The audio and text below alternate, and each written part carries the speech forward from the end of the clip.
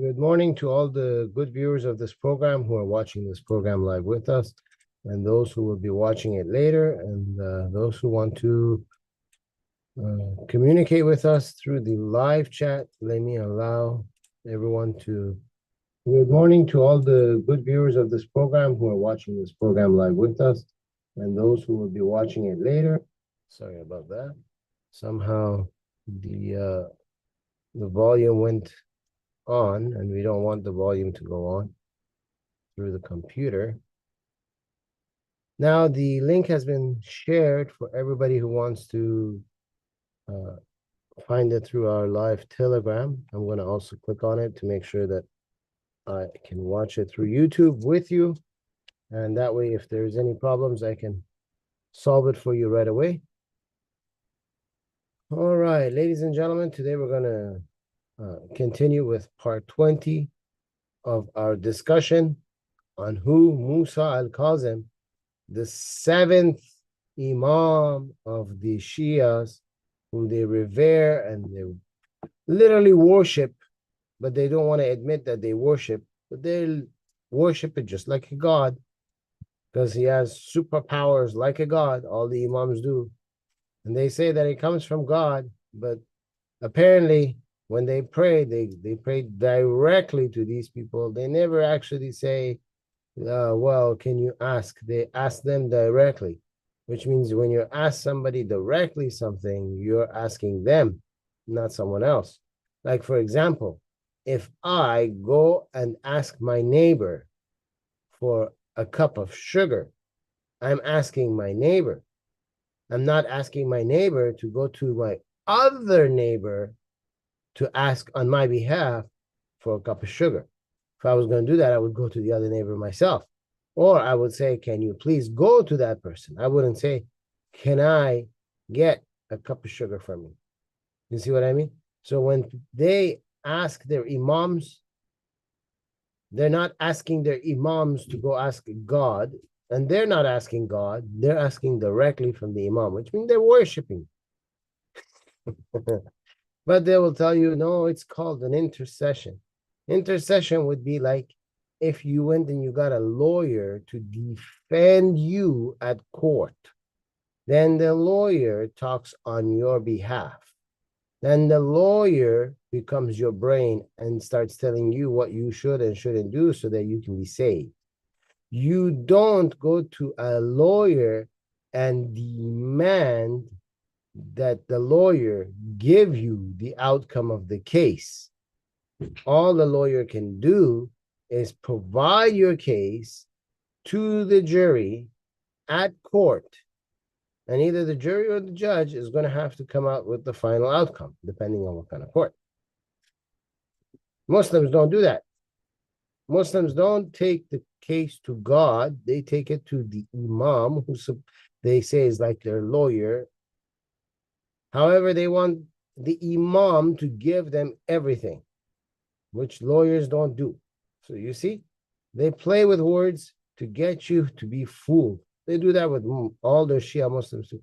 But anyway, we're going to continue with the 20th part so that we can see exactly what the mullahs want to write about this Musa al-Kazim, the sadistic serial killer. And we're going to figure out if what they write is true, or are they trying to mislead you. And just like always, I will break everything down for you. And I will give you the truth of what the situation is like. I won't sugarcoat anything for you. I'll state out the obvious for you. I'll show you what really is going on so that you'll be well informed. So that when some Shia Muslim comes to you, the English-speaking viewer, and they try to bamboozle you and fool you and try to get you to become a Shia Muslim or to become somebody who wants to help them spread their movement, that you would be able to stand strong in front of them and show them that you are not a fool and that you don't fall for trickery and foolishness and lies and misleadings. And that way you can also protect your children, because they will target your children too. So let's continue. Last week we found out in part 19 that Harun, the Khalif of the Abbasids after Ma'mun, was able to put Musa al-Kazim into prison. We also talked about why he did that. So today we're looking at what are the great things about this Musa al-Kazim according to the Shia clergy, the mullahs, and what they want to say. Number one, they say his high personality. High personality. He had a very high personality. High. Let's see into that and see what it is.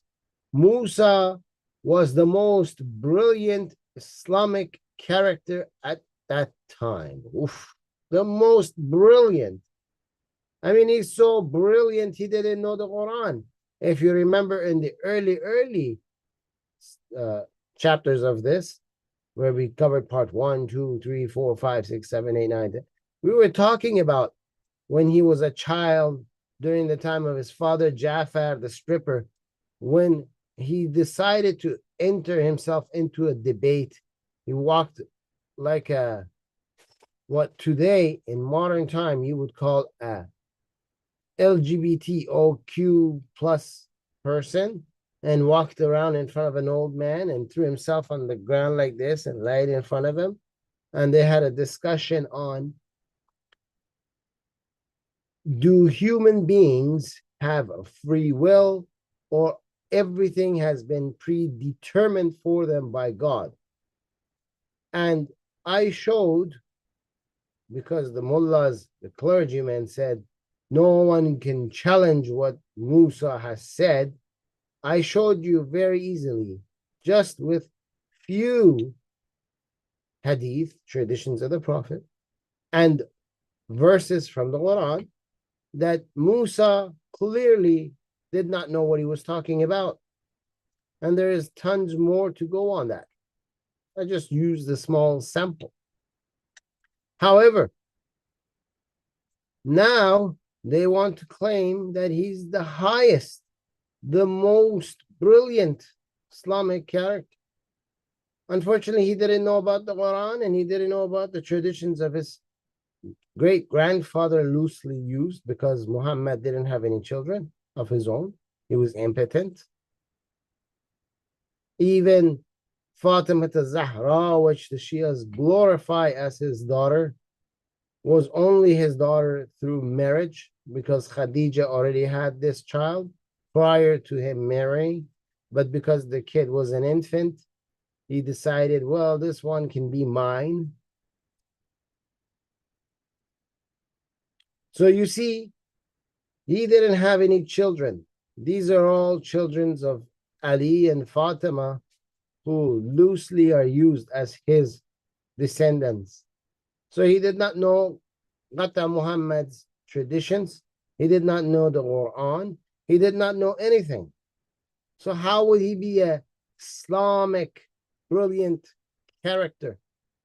We also noticed throughout his life, all he was doing so far is he was molesting and raping his own children, which makes him also a pedophile. We saw him breed inbreds because they come out mentally deformed, and he put them as leaders of the government. He tried to blame the deficiency of his children by having the same genetics mixed with each other as a problem of the government, because people at that time were not as advanced as today with science, and they could not figure out that genetically this is what's been going on. And they were thinking that he could use this as they did in the past. Oh, this calamity fell on us because we're under a bad regime rulership, and we need to get rid of that so these punishments don't come on us.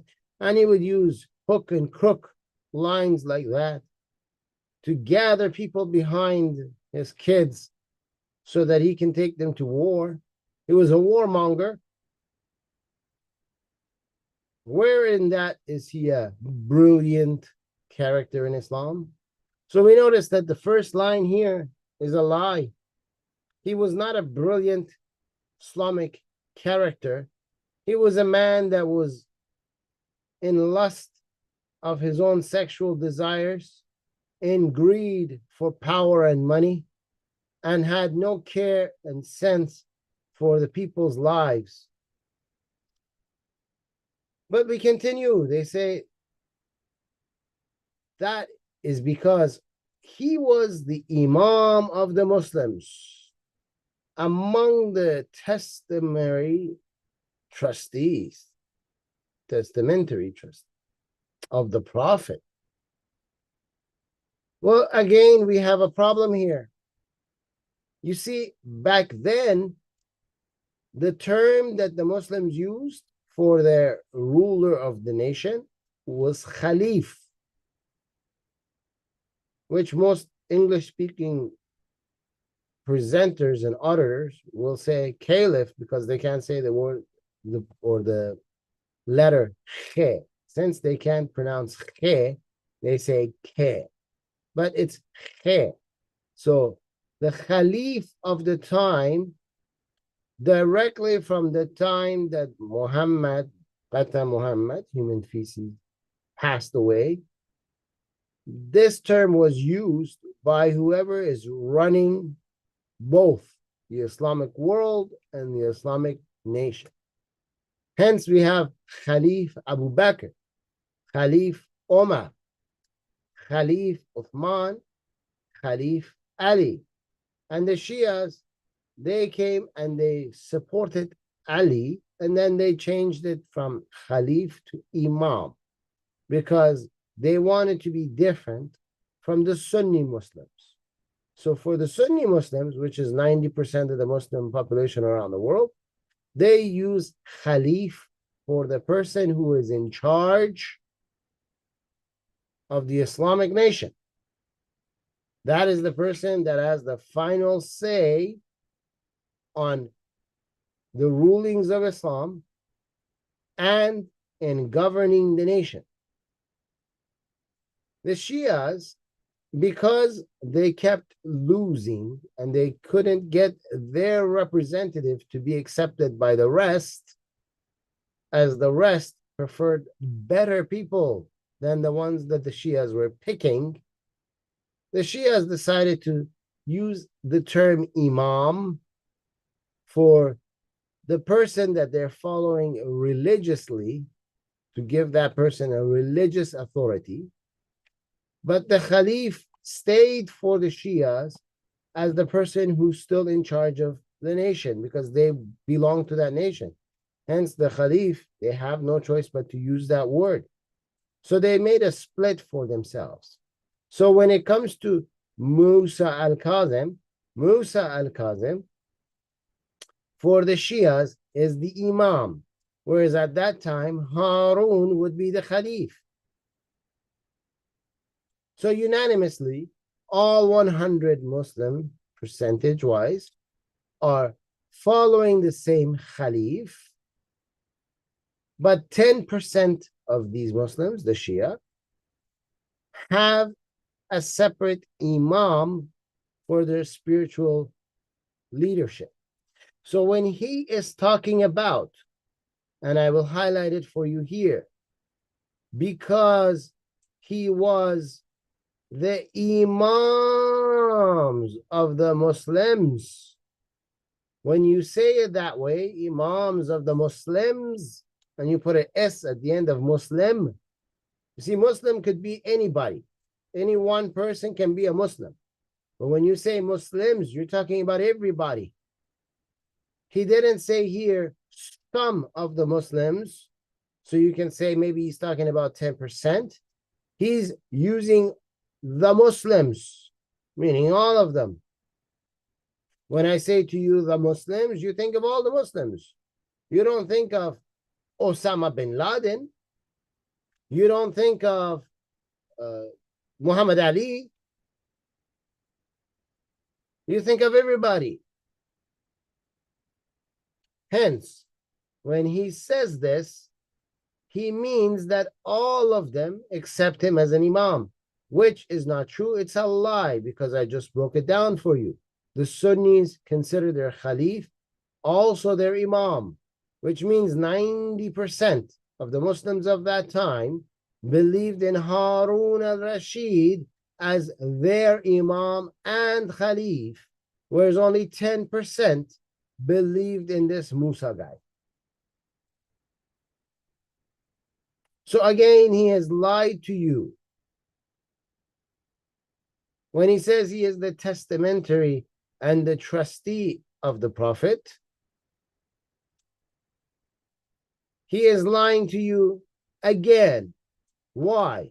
Because whoever is the Khalif, automatically for the 90% Sunni Muslims of the world, is the trustee, the testamentary of the Prophet of Islam, which means that this guy could only be the testamentary and the trustee for the Prophet of Islam for 10% of the Muslims. But because here we had a comma, you see, between Muslims and the Hmong, we got a comma.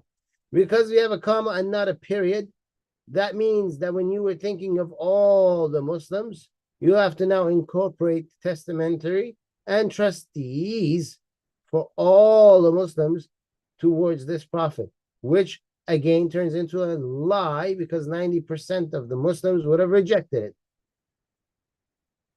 So he's lied, but he's put a comma here, and then he continues over this community, over his community. Well, who's his community? The only community he would have is the Shia followers. But as we see here, it's not the Shia followers that he's trying to give you an image of. He's trying to give you the image of the whole, because he already used the words Muslims. He already used the words the before it. He used the testamentary. He used the trustee of the Prophet, meaning everybody who's following the Prophet. So he means community as in all of the Muslims, not just a portion of the Muslims. So he's lied to you again. Besides, besides. So now, on top of that whole, we got something else. A large group of Muslims adopted his imamat. Well, he's talking about a group of Muslims who adopted his imamat. That means that if a group adopted his imamat, there is another group that did not adopt his imamat. And when he talks to you about a large group, well, it's easy for anybody on this planet to go ahead and do a little bit of research. You can use the great works of Prophet Google, which is a search company, a search site. It's not a research material, but it searches for you. The work of Google is this: it searches all the sites so that you can go through those sites and do the proper research. Most people think that Google is a research source. It's not. It is a search source. You put a word in there and it brings up whatever's online regarding whatever you asked for.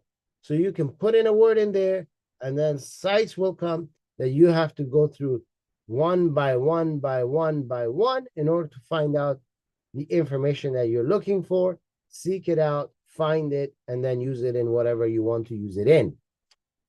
Hence, you can just go to Prophet Google and put in there what are the different sects of Islam percentage-wise, and you will have a breakdown of how many people are Shia that follow this person as an imam, and how many people are not Shia. When we talk about Shias, we are talking about all the Shia sects put together is about 10%. And that we're being very kind to, because the real number is even less than that. So if the real number is less than 10%, how in the world are they calling it a large group? That is the small group. You can see again, the word large in here is a lie.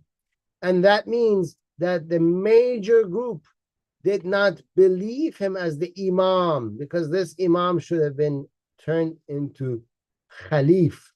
And if it's the Khalif, which it really is that we're talking about, majority of the Muslims rejected Musa as a Khalif. They did not want him as a Khalif.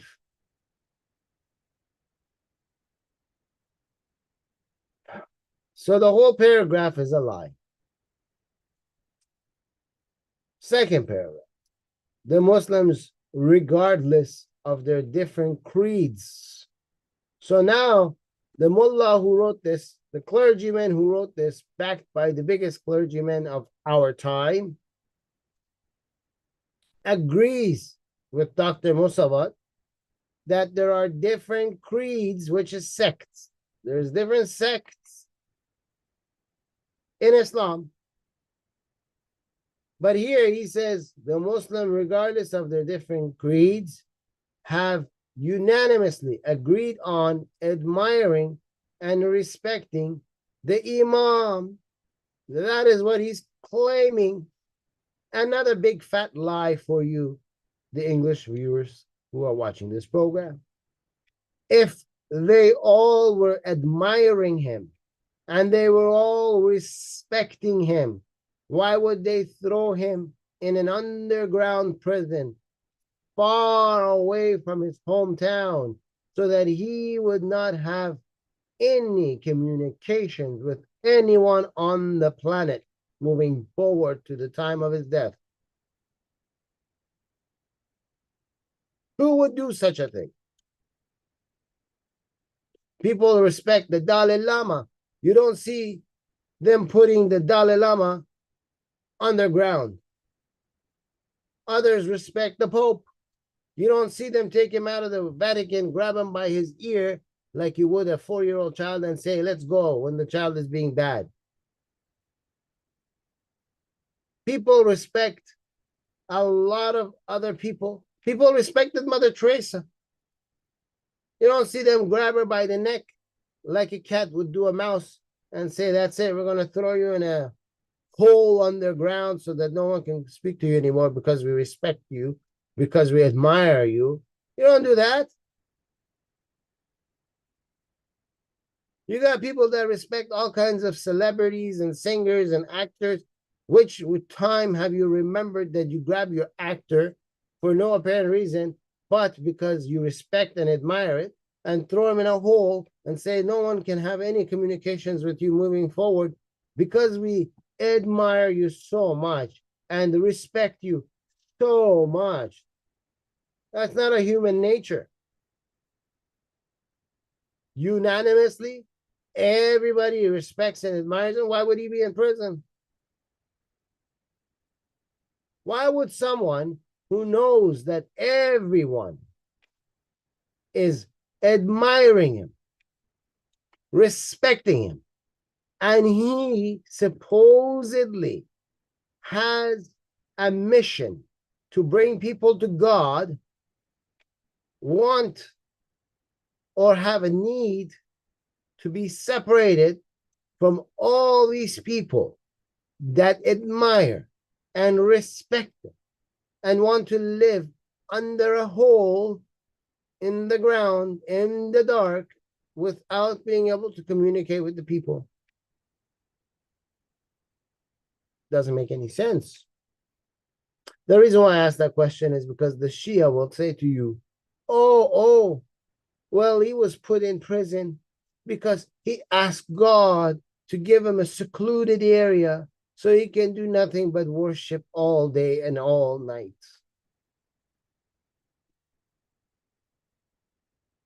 And if that was true, then the question would have to be answered. Why would a person whose mission is to guide people to God want to run away from the people he's guiding, especially from the point of time when those people unanimously, all of them, agree to admire him and respect him? You don't run away from people that respect you. You don't run away from people that want to learn from you. You teach them. That is your job. You're here to teach. Supposedly, that's what the Shia will tell you. See, for you, the English viewers, we have to talk differently than we do for the Persian speakers because they have a foundation that I don't need to cover.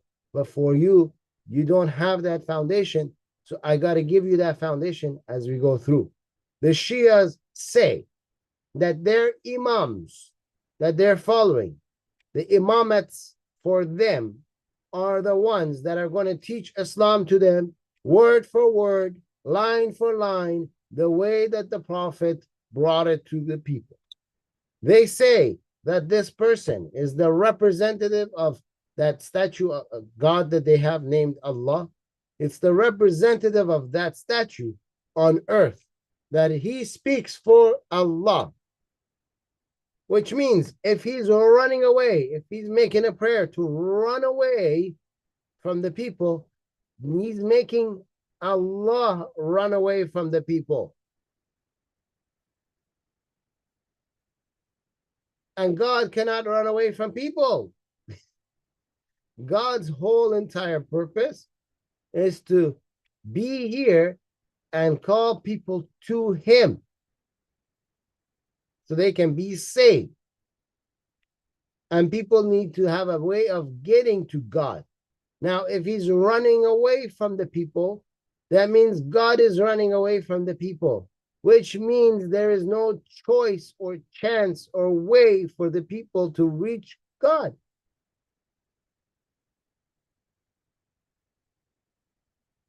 So the Shias shoot themselves in the foot when they say that Musa asked God to take him away from the people.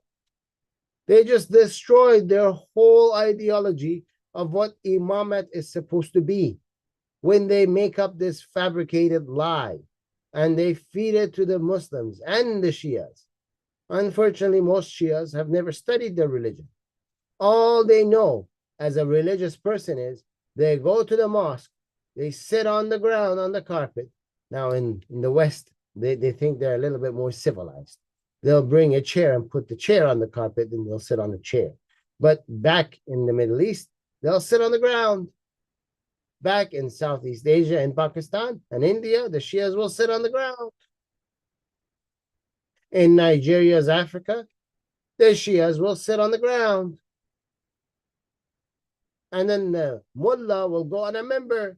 A member is a little podium that's made like a seat. It's like a 3-step seat, you know, like you put a seat and you also put a ladder together and you form it into one where it's got 3 steps. The Sunnis have like 20 steps, but the Shias, theirs is 3 steps. The 3rd step is where you sit. So you got the mullah sitting on this member and everyone's sitting in front of him, and the mullah just yaps his lips together for about 45 minutes to an hour, and then he gets down and he goes away, and that's all you know. You know whatever he told you. None of the Shias go and open the books, do their research, sit down, take the time, go through the materials, double check it, triple check it, try to see what the Arabic word said, if it matches what they're reading in their own language or not. Hasn't been changed for them. They don't do that. Over 90% of the books are still left in the Arabic language and have never been translated to any other language. And majority of the Shias are not Arab-speaking people. Only about maybe at best, 20% of the Shias are Arabic-speaking people. That means only 2% of the whole Islamic world is an Arab Shia speaking person. And even that 2%, none of them have really done any research. You might find maybe one guy here or there, not enough to even accumulate 1%, 0.5%, 0.25%. So the Shias are lost. They don't know their own religion. They don't know Islam. They don't know Shia Islam. They're lost. It's like the dumb and the blind leading the dumb and the blind. Well, first he's dumb. He doesn't know. That's what dumb means. A person that doesn't know. And then you're blind on top of that. Well, if you don't know your way and you're blind, how are you going to find the way? Somebody who has eyes and somebody who knows has to grab you by the hand and lead you. You can't lead others. But that's where we have the Muslims. The mullah here follows and says, we have mentioned a chapter on the opinions of the great writers and scholars in respect with magnifying and praising him. So what he means by all of this is, the mullah says we've talked about other mullahs who are the writers. The great writers here are supposed to be other mullahs who've written a book like him. And scholars, so others like him, the other mullahs. So he's talking about mullahs and the same mullahs again. He just has to say it in a different way. So you think they're different, but it's the same guy. So a bunch of people like him made up a bunch of stuff in their head, put it on a piece of paper, and called it a book. And then the next guy came and said, you see what the other guy wrote?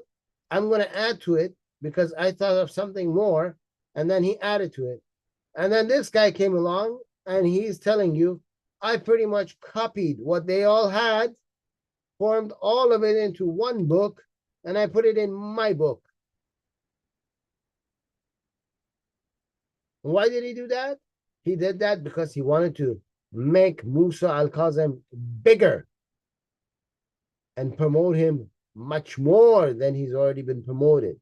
Make him grander, make him big. That's what he's trying to tell you. So essentially, he's telling you he doesn't know anything.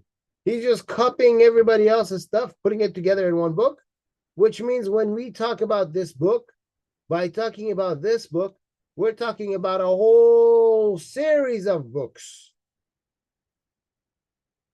You see, you would have had to go through a painstaking time-taking method of sitting there for years of going through different books, one after another, after another, after another, after another, after another, after another, in order to come up with all the information that Dr. Mossavat accumulated for you by going through this one book. Essentially, we did you a favor. Now, why you say we? Because Allah in the Quran, when he wants to make himself sound big, he says we. But if you ask any of the mullahs or any of the Muslims, they'll tell you Allah is supposed to be one, but one calls himself we. So if Allah, who doesn't seem to know anything and he's a statue, can call himself, why can't Dr. Mossavat, who is alive and is not a statue, call himself we? I mean, you tell me. If he has the right to do that, I have the right to do that. We go to the next paragraph down here. 2 paragraphs full of nothing but shit. Let's go to the third one and see what he says here. The people of his time. Listen, ladies and gentlemen and ladies, children of all ages. I hope you're over 18 when you watch our program, because if you're younger than that, you need parental supervision, because what we talk about is not sugar-coated. And we don't hold back punches. We give it to you as it is. That's the only way you will learn true Islam. We got to give it to you as it is. I mean, when you go to school, they don't tell you 2 plus 2 is 5 because you said you like the number 5. No, they tell you it's 4, right?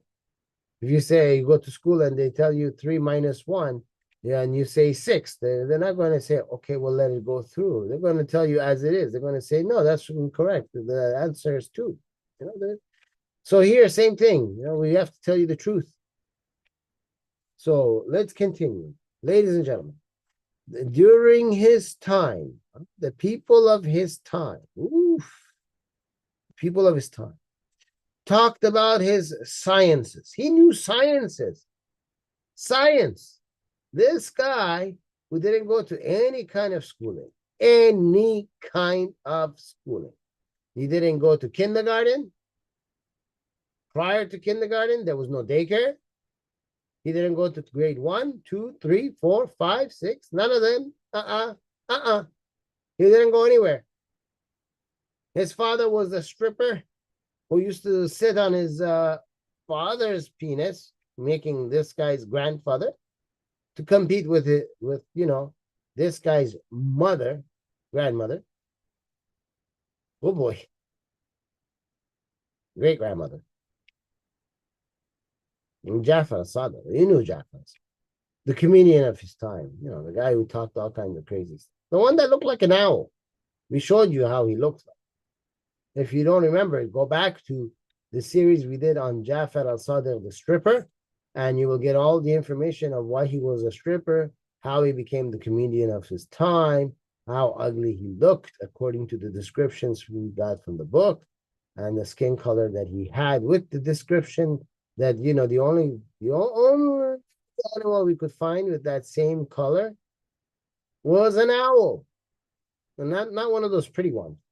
So go ahead and take a look at that one. It'll refresh your memory about Jafar al-Sadr, the stripper, and you will remember about his strippings. This guy learned science, and they will tell you he went to school. Whose school? Jafar al-Sadr, the stripper. Yep.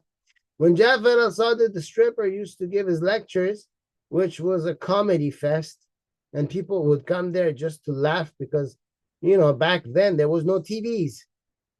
People didn't have a smartphone that they can go and look at TikTok or Instagram or Facebook or some other crappy social media account where they can see someone make a 2-minute clip with a catchy laugh and there was none of these kind of stuff. The only form of entertainment was for everyone to come and see the town court jester who's claiming foolishness that everyone knew was foolish, but at least, it passed the time. He sat under that learning tree. He learned all the foolish ways.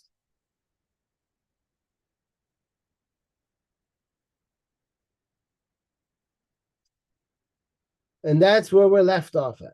So he knew sciences. He knew the science of the foolish ways of Jafar the stripper. And his miracles. Oh, he had miracles. I mean, people were wondering. It's true. People were wondering, how is it that this guy, out of his house, every 9 months, you see 3, 4, 5, 6 kids popping out, but you don't see any other women going into that house? I mean, you see, back then, somebody would get married loosely because it was a nikah. The waj is the marriage. Someone would have a fucking contract, if you see K-I-N-G, contract. Okay? We're not calling the contract if you see K-I-N-G. The contract is about if you see K-I-N-G. Like you would have a contract today for a car when you go to a dealership and you buy the car and you have to pay monthly for that car. You sign a contract. You would call that a car contract. Huh? You go and you rent a place to live, a rental contract. Likewise, if you see King, contract, someone would have one of those. And then you would end up seeing that that woman would get pregnant and she would eventually pop out 2 kids, 3 kids, 4 kids, you know? And then the guy would go and get another one added to the previous one. So now he has 2. And he would do the same with that one. And maybe you see 2, 3, 4 more kids pop out. Then he would go and get another one. So now he has 3. And he would accumulate kids that way. But in his case, no new women were going in, but all these kids kept popping out. People were wondering what's going on. And then they later on found out he's impregnating his own daughters. That's where the miracle was. His miracle is he doesn't need to bring in full-grown women in order to have kids. He gave the illusion that kids just miraculously appeared for him out of the thin air until people found out it's not a real miracle. God's not just dropping kids out of nowhere in this guy's lap. They found out that his own daughters are the mothers of his other kids. They found out about the brutal inbred culture that this guy, Musa al-Kazim, was creating. The people were disgusted with him. But that was the miracle they're talking about. They're too afraid, these mullahs, to tell you what the miracle. Oh, he had miracles. He had miracles. How would he have a miracle when the Prophet of Islam couldn't have a miracle? The Quran is clear about it. When the people asked him, where is your miracle? Show us a miracle, because he was going to the Jews. And the Jews have been told in the Old Testament that a prophet that comes to you has to provide you a miracle. So they asked him, you say you're a prophet? You say that you follow our God, and you're calling it Allah, which is not our God, but you want us to believe that our God is the same as your God when they're totally different from each other. The God of the Bible is a spirit God. The God of Islam does not have a spirit. You cannot have a spirit and not have a spirit at the same time. You either have it or you don't. You either have a car or you don't have a car. You either have a house or you don't have a house. You either have clothing or you don't have clothing. You either have food to eat or you don't have food to eat. You either have legs or your legs have been chopped off and you don't have legs. No, I have legs, but I don't have legs. Well, what kind of legs do you have? Are they legs or is it a tail? They have a God that has no spirit. It's solid. It's a statue. It's not a living God. It's dead. They don't understand. But they tell you that the God doesn't have a spirit.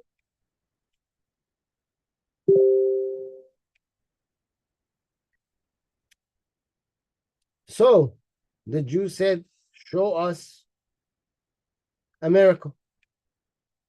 The Quran says, as you wait, I will wait too. So Quran is the words of Allah. Allah is speaking here. Allah is telling the Jews, you wait for his miracle. I'm also going to wait for his miracle. So Muhammad has to produce a miracle, but he can't produce any miracles because he didn't have a miracle. That's why they're asking him to do a miracle. What kind of God waits with the people?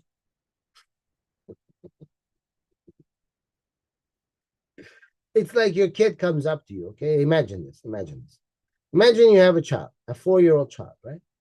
And your child comes to you and says, Daddy, or if you're a mommy here watching, Mommy, let's go to the park. And you turn around to the child and you say, you want to go to the park? And the child says, yes, yes, yes. And you say, I want to go to a park too. So the child goes, okay. And then you just don't move. And the child looks at you and you look at the child and the two of you keep looking at each other and both of you keep looking at each other and you don't make any moves. And the child's like, well, we need to go. And yeah, you go, yes, yes, we need to go. But you don't move. You just stand there like a statue. And the child says to you, are we going to go? And you say, are we going to go? And the child looks at you thinking, why is this person copying everything I'm saying? I mean, the child needs you to take the child to the park. 4-year-old's not going to go to the park by itself. It needs you to drive him there. You got to go with it. If it goes out of the house, he will forget how to come back in. There's no ways at the age of 4. Likewise, these people can't do the miracle. A miracle has to come from God. The Creator does the miracle. And when they ask again in a different part of the Quran, where is your miracles? Allah gets upset and says, we showed you miracles with the previous prophets, but you did not accept. So we're not going to give no more miracles with this one. Excuse me? Now, how did the people turn Christian? Until today, everyone talks about the splitting of the waters of Musa, Moses, Moshe for the Jews. How did Moses split the water? And everyone till today is talking about it. How many movies they've made about it. They obviously believe it. That's why they're talking about it. That's why it's in the Bible. Everyone wrote it. I mean, Moses himself wrote it. People eyewitnessed it. They didn't tell him, hey, man, why are you putting lies in the book, man? Nobody came and told him that. When people saw it, they were all eyewitnesses. He wrote the book in front of them. You don't see anyone else come and write a book and say, exposing the falsehood of Moses. No, he did not split, you know. People till today talk about the miracles of Jesus. They say Jesus is a God. He did this, he did this, he did this, he did this, he did this, he did this, he did this, he did this. Even his enemies, Fata Muhammad, the Prophet of Islam, even he went further out to get even further things which the Bible say did not happen, and he put them with what the Bible says did happen to incorporate, to make Jesus a bigger creator than those who follow him say he is. When Jesus came down, he popped out of his mother, and the first thing he did was start speaking. And he was guiding people as an infant, as a 1 second old child. Jesus is already directing the masses. Huh? And then here comes Muhammad. No miracles. But after Muhammad's done with, 200 years later, Musa al-Kazim supposedly has miracles. Another lie. Harun al-Rashid himself, the Khalif of the time himself, okay, the guy who put Musa in prison himself, was among those who magnified him. Really? I mean, the guy who passed the judgment that you are so evil that you must be put to pay for your crimes into a hole under the ground, in complete darkness, to live among rats and cockroaches. That same guy is going to say how great of an individual you are? Are you kidding me? Do the mullahs think that all of us are mentally challenged to the point that we do not understand that a person who loves another person will not put the person they love in a hole under the ground, deep down into the darkness, to live with cockroach and mice?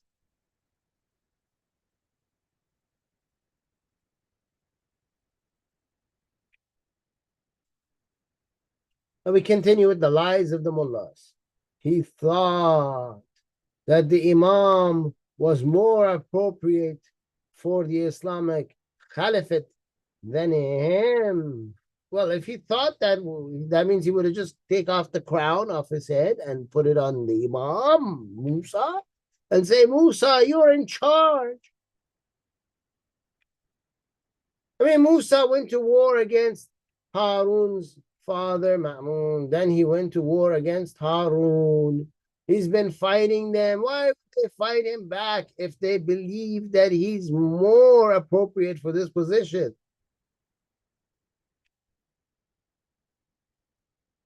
It doesn't make any sense.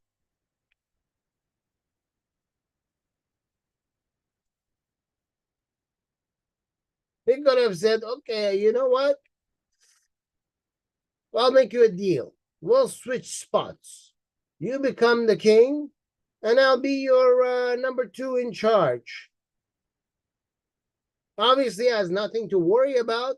Doesn't look like this imam is going to do anything according to his own mindset, written by the mullahs here. Harun believes this is the real imam, then the imam is not going to come out to do anything harm to you because he's representing God. So it's not like he's going to backstab him and say, ha ha, I'm the new king and now I'm going to cut your neck off.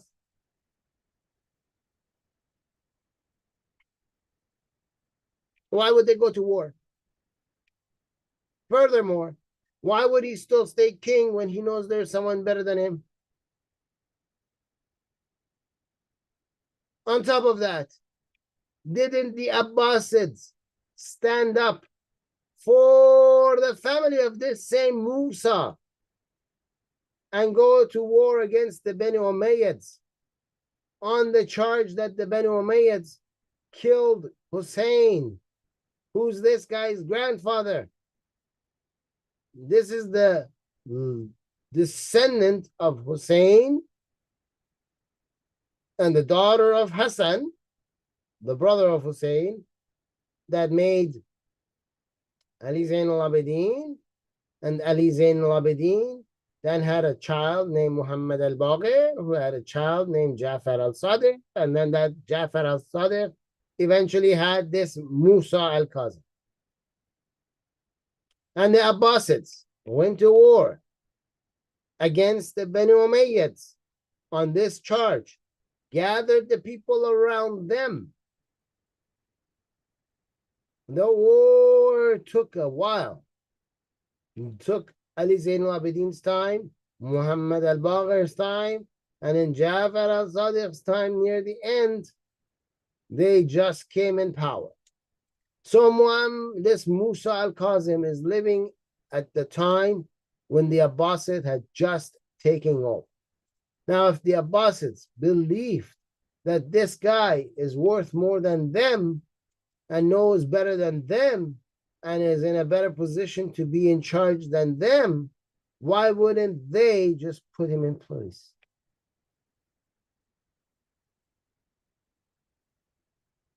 Obviously, they have respect for the family, but they don't believe that this guy is fit. They take a look at him. They see him. They look at what he's doing. They evaluate it. And the outcome is he needs to be punished. This is an ungodly person.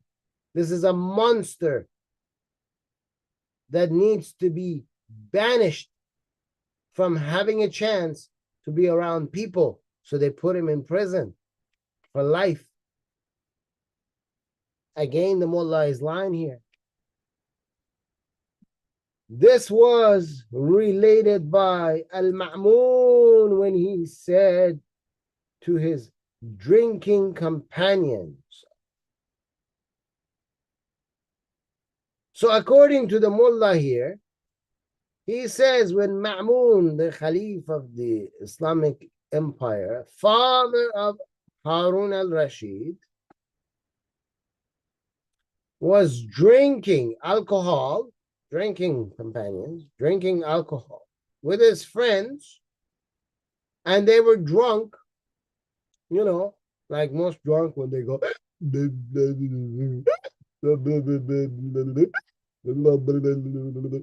and then they don't remember in the morning what they even said, what they even did. And then when they get off of it, they say, man, that was a real bad hangover. My head hurts so much. I mean, oh, geez, man. But during the time when they were all drunk, according to this mullah, al-Ma'mun would say to his other drunk buddies, who will also not remember anything, do you know who taught me Shiism? And they would say, what? And he would say, how was that while al-Rashid killed the household? And they would say, what are you saying? We don't understand. Because, they were all like drunk, and there was like few of them that were urinating on themselves because they were so drunk they couldn't move anymore, and they were just in the corner, but I have to give you the full view. We're looking at the full view like you would see in a movie, and then they show you the movie, the camera moves over and you see like everybody else. And then there were a few that those guys, they're like they're really hardcore. They were completely drunk and they had used some other types of drugs, and because of the mixture between the alcohol and those drugs, they were on the other corner of the wall having a seizure on the ground. And, there was a whole mess going on, And you had some people in the background, they were hitting the drums.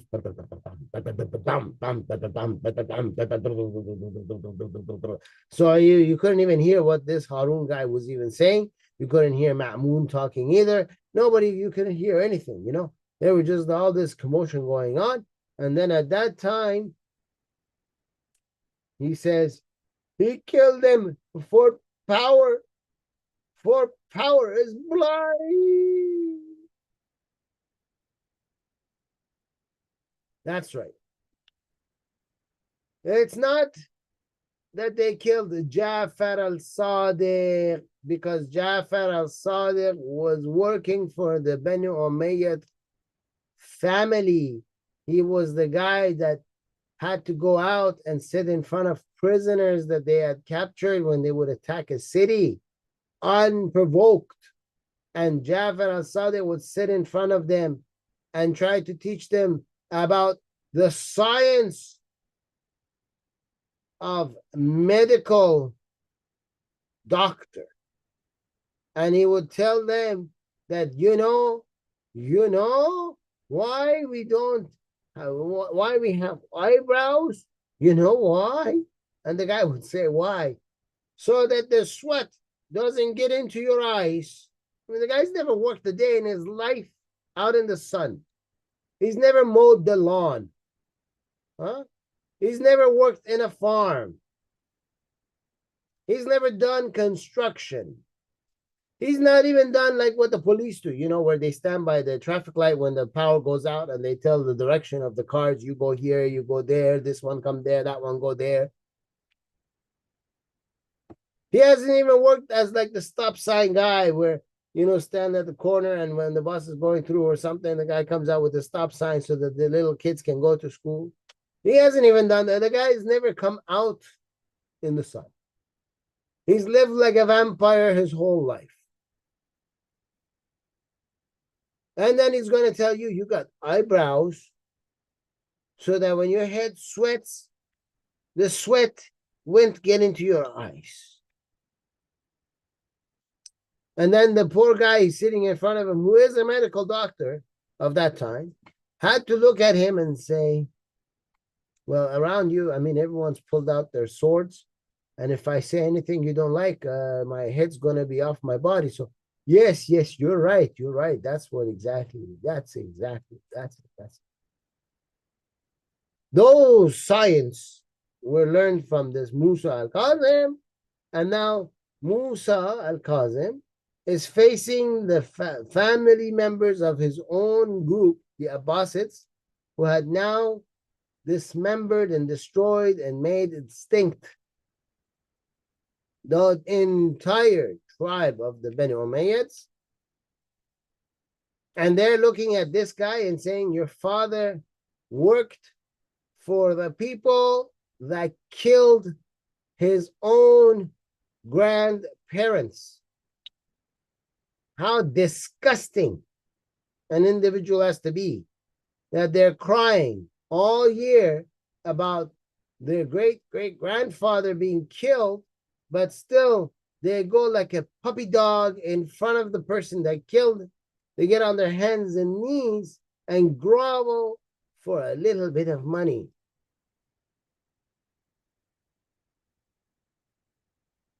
The Banu Abbasids were ashamed of this. They said, you bring shame to the household of the Prophet, which they also represent because they come from the same Prophet's uncle, Abbas, who the Prophet said is the ink of Islam. You get your commentary on the Quran from Abbas. It's his family that are now in leadership. And they say, you have pissed all over the family of the Prophet. You're not fit to be the leaders. And they're taking control so they can bring some respect back to the Prophet of Islam. And the mullah sits here and says, no. They killed Musa and his family because they were blinded by power. No, they were blinded by trying to bring respect and honor back to the Prophet. Again, all lies. All lies. Where is the answer to this question that the mullahs asked? Do you know who taught me Shiaism? Huh? Because after that, it says, no, by Allah, we did not know. Nobody knows. And then he says, Al-Rashid taught me. Well, Al-Rashid is his son. So Ma'mun, who was going to war against Musa al-Kazim, did not know, according to this mullah, anything about Shiaism. But the whole idea why they went and became caliphs and went to war against Bani Umayyad was because of Shiaism. They killed Hussein, who wanted to become the Khalif and the Imam. These guys stood up to put an end to that and to bring respect back to Shiaism, so they went to war. But the guy who taught him, Al-Rashid, taught me that, is Harun al-Rashid, son of Ma'mun. So the father doesn't know, and his father didn't know, and his grandfather didn't know, but they all fought against the Umayyads. They won against the Umayyads, and then he didn't know, but his son miraculously knew, and his son knew, we don't know from who. Then Al-Ma'mun related to them, saying, 1 year, listen to the story, ladies and gentlemen.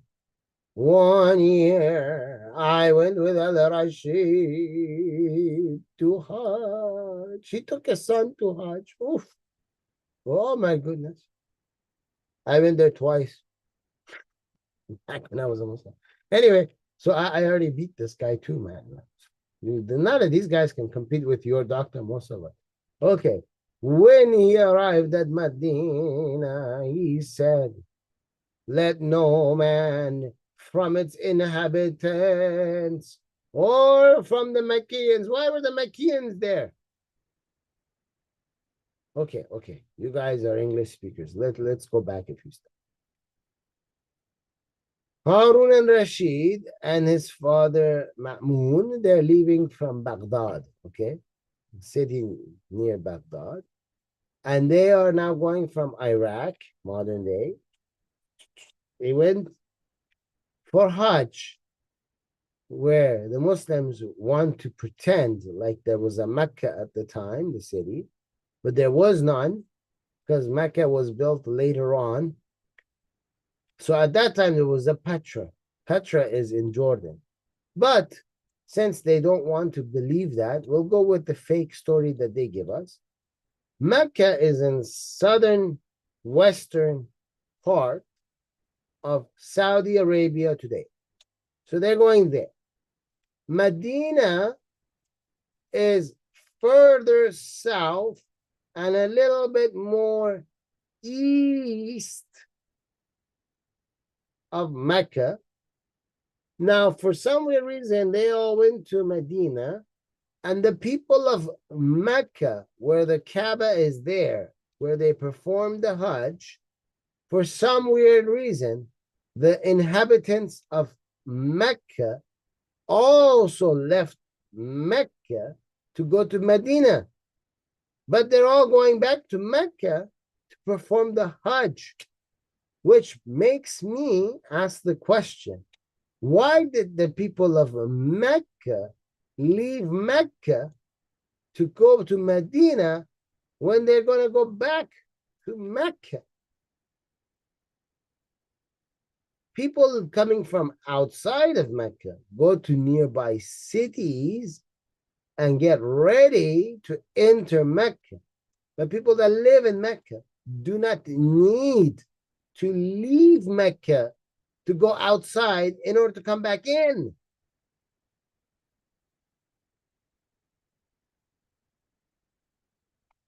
Anyway, we'll continue with the story.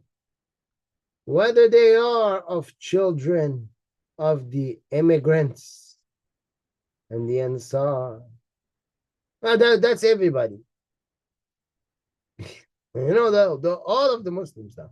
You're either immigrants or you're Ansar. I mean, that's it. That's it. That's your everybody. You got the Muhajirs, which is the immigrants, and you got the Ansar. That's it. That's the whole, everybody in the history of Islam is these two. So that's it. You got him. Okay. Or of the Banu Hashim. So the Banu Hashim are the family of the Prophet, from which the line of Musa al-Kazim, Jafar al-Sadiq, Muhammad al-Baqir, Ali al-Zain al-Abidin, all the way to Hussein. They're all from the Banu Hashim.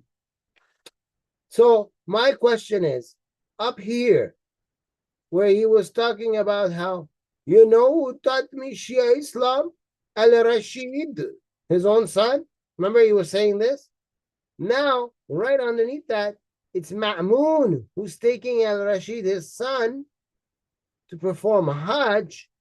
And while they're going to go perform Hajj, they go to Medina, and Ma'mun is talking here. So how did Ma'mun know about the Banu Hashim when he didn't know about Shia Islam? You see how we catch them in their lie? I mean, when they try to lie, they don't think. They just say anything that comes to their mind. They got a diarrhea of the mouth. Everything comes out. And then you listen to the mullah after that and you say, it doesn't make any sense. He said this, but now he's saying the opposite. How could it be? Unless he makes me know. So the immigrants, the Ansar, and the Banu Hashim makes him know his lineage. But you just named everybody. And his family. For what? I mean, the story, he put a period here, like it's finished. But the story just started. He went to Medina, And then he said to the people of Medina, let no man from its inhabitants or from the Meccan, whether they are the children of, okay, so that everybody's the children of immigrants, Muhajir, Ansar, or the Bani Hashim. That's it, it's finished.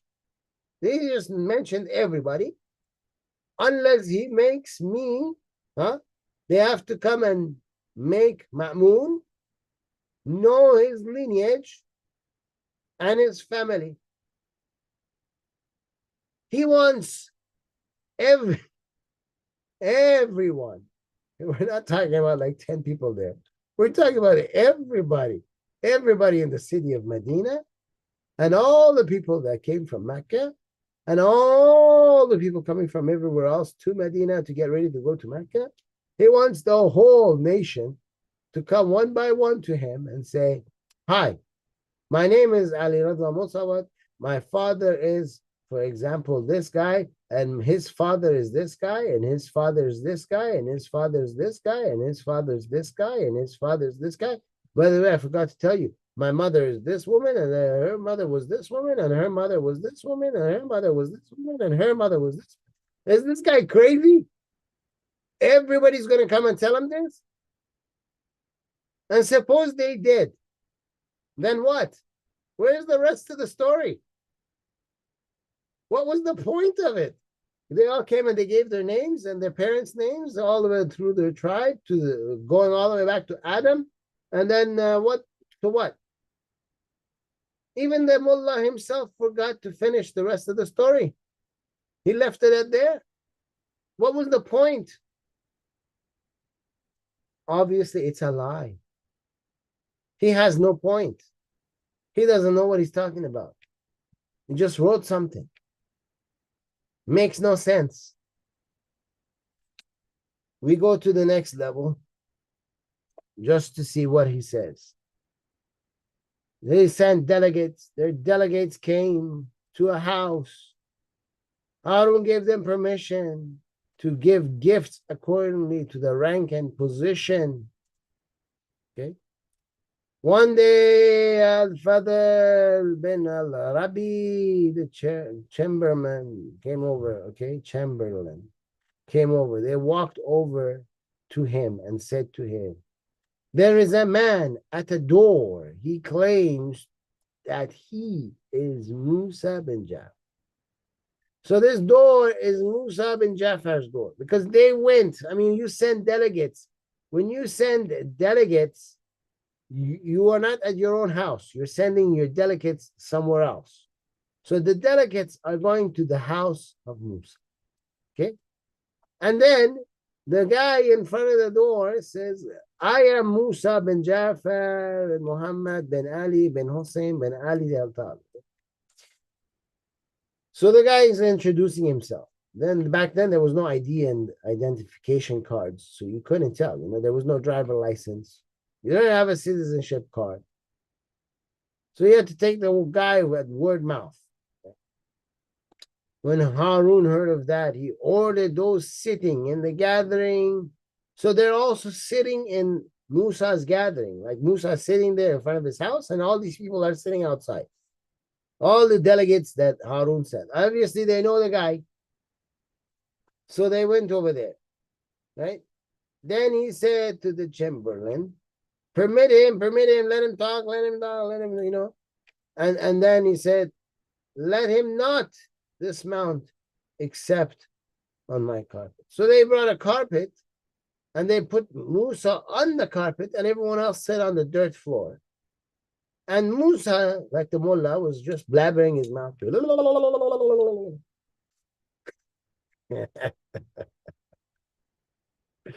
Oh boy. Ladies and gentlemen, we will have to end today's segment at this point because this is how far we got with the Persian language. And we will continue next week with part 21.